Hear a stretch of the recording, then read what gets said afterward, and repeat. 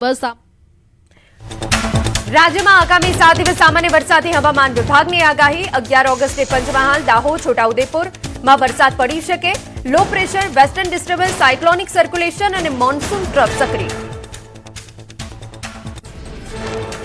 રાજ્યમાં અત્યાર સુધીમાં સામાન્ય કરતા 9% વધુ વરસાદ, સરેરાશ 491.2 મિલીમીટર વરસાદ. સૌરાષ્ટ્રમાં 13% ઓછો વરસાદ નોંધાયો. કેટલાક તાલુકાઓમાં હજી વરસાદની અછત.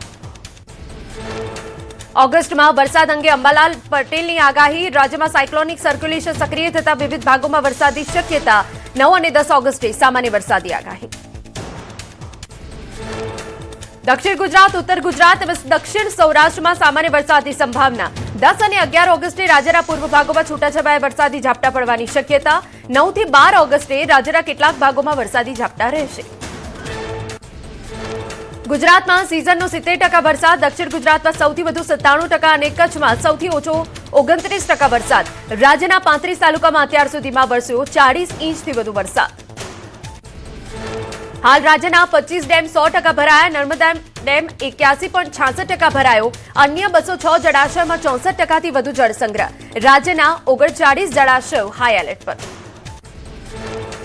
કપરાડામાં બારપુરા ગામે પ્રકૃતિનું સૌંદર્ય ખીલ્યું. સવતકડા ધોધ ચોમાસામાં સોળે કળાએ ખીલી ઉઠ્યો. ચોમાસાની મોસમ માણવા સ્થાનિકો અને દૂર દૂરથી મોટી સંખ્યામાં પર્યટકો ઉમટી પડ્યા.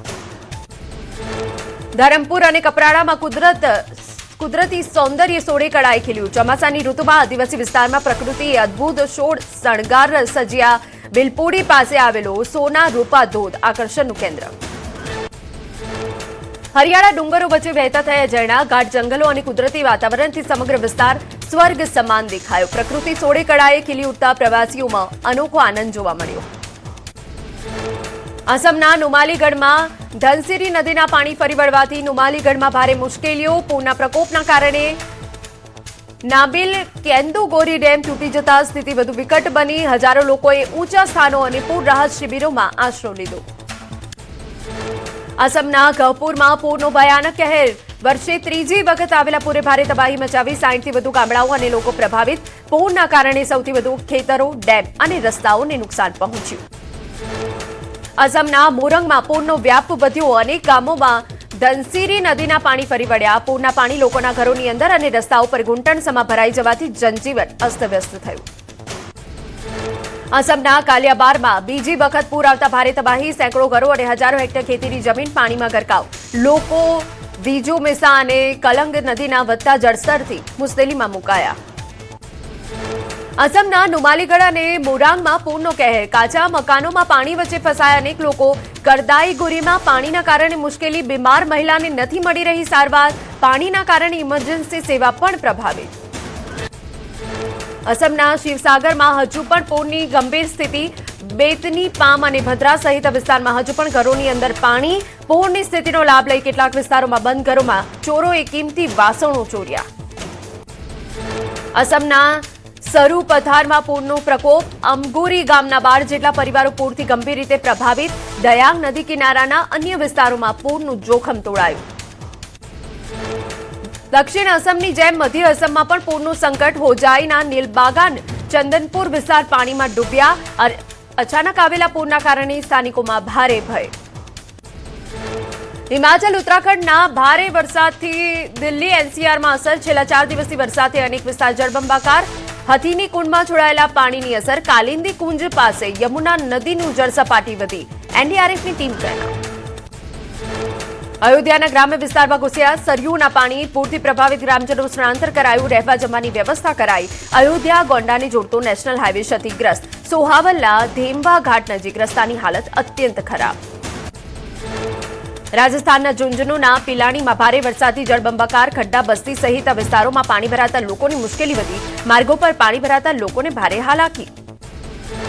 નેપાળમાં ભારે વરસાદના કારણે ગંડક નદી બની તોફાની. બિહારના ગોપાલગંજના અનેક નીચાણવાળા ગામોમાં ઘૂસ્યા પાણી. શાળા, આંગણવાડી, હેલ્થ સેન્ટરો પણ પાણીમાં ડૂબ્યા. અનેક ગામડાઓ બન્યા સંપર્ક વિહોણા. બિહારના મુઝફ્ફરમાં પૂરનો પ્રકોપ. નેપાળમાં સતત વરસાદના કારણે કટરા પ્રખંડમાં બાગમતી નદીની જળસપાટીમાં વધારો થતા દક્ષિણ અને નીચાણવાળા ગામોમાં પાણી ઘૂસ્યા. પીપાપોળ પાણીમાં ડૂબી જવાથી વાહન વ્યવહાર ઠપ. બિહારના પૂર્વ ચંપારણમાં પૂરનો ખતરો. નેપાળમાં સતત વરસાદથી પૂર્વ ચંપારણની નદીઓની જળ સપાટીમાં સતત વધારો. ખેતરોમાં પાક પાણીમાં ગરકાવ થતા ખેડૂતોને નુકસાન. હરિયાણાના રોહતકમાં અનરાધાર વરસાદના કારણે અનેક વિસ્તાર પાણીમાં ગરકાવ. અનેક રસ્તા બંધ રહેતા ભારે હાલાકી. વાહન ચાલકો અને રાહદારીઓની અવરજવરમાં ભારે હાલાકી.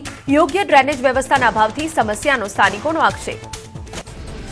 છત્તીસગઢમાં ભારે વરસાદના કારણે જળબંબાકારની સ્થિતિ. બલરામપુરના રામાનુજગંજમાં સ્ટેટ બેંક રોડમાં તળાવ જેવી સ્થિતિ.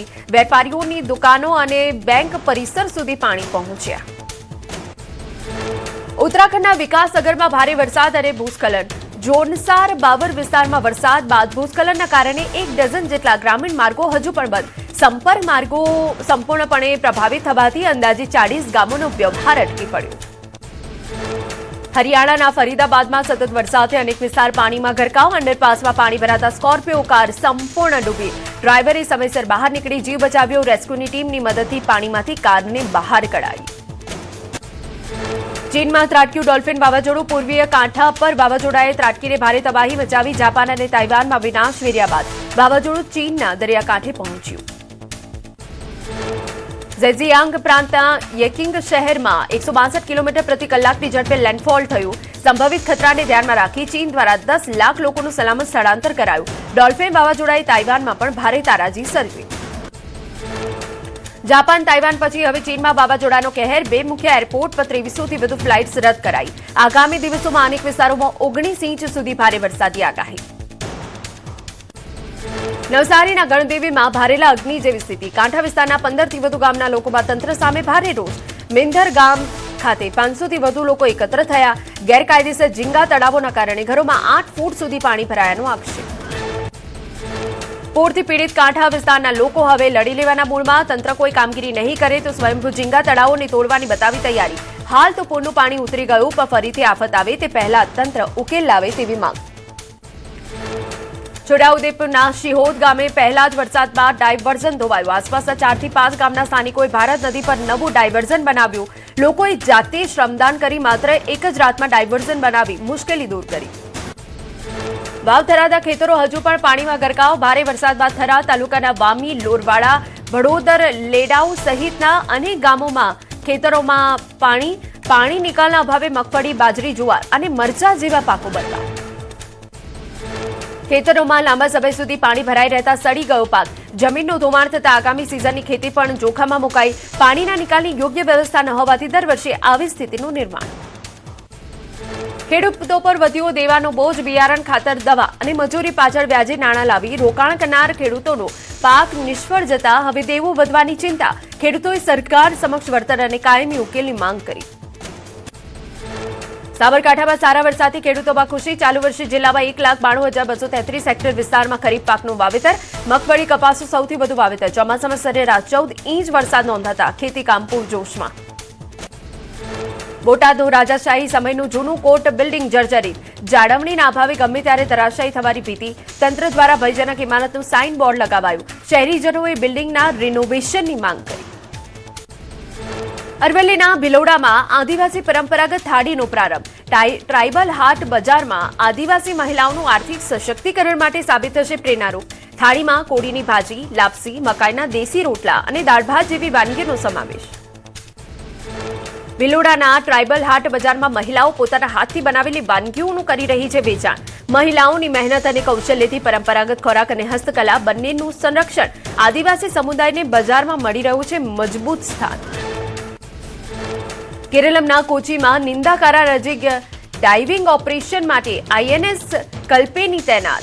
ભારતીય નૌસેનાએ સમુદ્રમાં શરૂ કર્યું ડાઇવિંગ ઓપરેશન. ગુમ થયેલા લોકોને શોધવા અને દરિયાઈ બચાવ કામગીરીમાં મદદરૂપ થશે. પાલીતાણાના હણોલ ખાતે ડોક્ટર મનસુખ માંડવિયાની આગેવાનીમાં fit India Sunday on cycle કાર્યક્રમ. 6 કિલોમીટર લાંબી સાયકલ રેલી યોજાઈ. ડોક્ટર માંડવિયાએ સાયકલ ચલાવી યુવાનોને ફિટનેસ અને નશામુક્ત ભારતનો પ્રેરણાદાયી સંદેશ આપ્યો. અમરેલીમાં 15મી ઓગસ્ટની ઉજવણીની તૈયારીઓ. શહેરને સ્વચ્છ બનાવવા સફાઈ અભિયાનનું આયોજન. સાંસદ ભરત સુતરિયા, ભાજપ પ્રમુખ અને નગરપાલિકા પ્રમુખ સહિતના અગ્રણીઓ અને કર્મચારીઓ જોડાયા. મધ્યપ્રદેશના ખરગોનમાં ભક્તિનો અદભુત નજારો.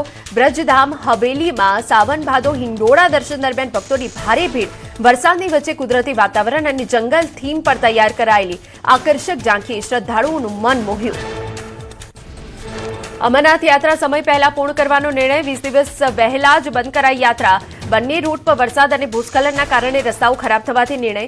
અત્યાર સુધીમાં 4.8 લાખથી વધુ શ્રદ્ધાળુઓએ કર્યા બાબા બર્ફાનીના દર્શન. જમ્મુ કાશ્મીરના સોપોરમાં પોલીસ સીઆરએફની સંયુક્ત કાર્યવાહી. પ્રતિબંધિત જમાત એ ઇસ્લામી સાથે જોડાયેલા કેસમાં તપાસ તેજ. યુએપીએ કેસની તપાસના ભાગરૂપે અનેક સ્થળોએ હાથ ધર્યું સર્ચ ઓપરેશન. લખનૌમાં કાવડિયાઓ પર જિલ્લા પ્રશાસને કરી પુષ્પવર્ષા. કાવડ યાત્રા દરમિયાન ભક્તોનું કરાયું ભવ્ય સ્વાગત. હેલિકોપ્ટરથી કાવડિયાઓ પર ફૂલો વરસાવ્યા. કાવડ યાત્રાને લઈ સુરક્ષા વ્યવસ્થા સઘન. અમદાવાદ શહેરમાં યોજાનારી તિરંગા યાત્રાની તારીખમાં ફેરફાર. અગાઉ 11 ઓગસ્ટે યોજાનાર યાત્રા હવે આગામી 12 ઓગસ્ટે યોજાશે. નાયબ મુખ્યમંત્રીના કાર્યક્રમના શેડ્યુલમાં ફેરફાર થવાથી નિર્ણય. નર્મદામાં ખેડૂતોની જંગલ જમીનના મામલે સાંસદ મનસુખ વસાવા ગાંધીનગર પહોંચ્યા. સાગબારાના 12 ગામના ખેડૂતોના પ્રશ્ને મુખ્યમંત્રી સમક્ષ વિગતવાર રજૂઆત કરાઈ. મુખ્યમંત્રીએ વન મંત્રી અને ફોરેસ્ટ વિભાગ સાથે ચર્ચા કરવાની ખાતરી આપી. રાજકોટ શહેર એસઓજી દ્વારા અણિયારા ગામની ફેક્ટરીમાં દરોડો પાડીને મોટો જથ્થો ઝડપાયો. ગોબાલિયા ફૂડ પ્રોડક્ટમાં પ્રતિબંધિત જથ્થા પર કાર્યવાહી. ફેક્ટરીમાંથી 1.55 લાખની કિંમતનું 4400 કિલો એનાલોગ ચીઝ ઝડપાયું. સંચાલક અશોકભાઈ સામે કાર્યવાહી. ઉત્તરકાશીમાં 4.2ની તીવ્રતાનો ભૂકંપ. અનુભવાતા લોકોમાં ફફડાટ. બડકોટના રાજગઢી વિસ્તારમાં ભૂકંપનું કેન્દ્રબિંદુ. ભૂકંપમાં જાનહાનિ કે નુકસાનના અહેવાલ નહીં. અમદાવાદ એસઓજીએ લાલ દરવાજા જીપીઓ પાસેથી 59.41 લાખનો કફ સિરપનો જથ્થો ઝડપ્યો. મિઝોરમ મોકલવાના હેતુથી બનાવાયેલા 34 પાર્સલમાંથી કોડિન ફોસ્ફેટવાળી 5050 બોટલ જપ્ત. પ્રામા હેલ્થકેર સાથે સંકળાયેલા 2 શખ્સોની અટકાયત. પાનોરી રેલવે સ્ટેશને ચાલુ ટ્રેને મોબાઈલ ઝૂંટવતા મુસાફરના મોતની ઘટનાનો ભેદ ઉકેલાયો. ભરૂચ રેલવે પોલીસ એલસીબી અને એસઓજીની ટીમે ગણતરીના દિવસોમાં આરોપીને ઝડપી પાડ્યા. મુખ્ય આરોપી ઈશ્વર વિરુદ્ધ 11થી વધુ ગુના નોંધાયેલા. અમદાવાદ એરપોર્ટ પર કસ્ટમ્સ વિભાગે ઝડપી સોનાની દાણચોરી. જેદ્દાથી દોહા થઈ આવેલા ગોધરાના યુવકે શરીરમાં છુપાવી હતી ગોલ્ડ પેસ્ટ. સઘન તપાસ દરમિયાન મુસાફર પાસેથી 467.09 ગ્રામ ગોલ્ડ પેસ્ટ મળી આવી. મુસાફરની અટકાયત.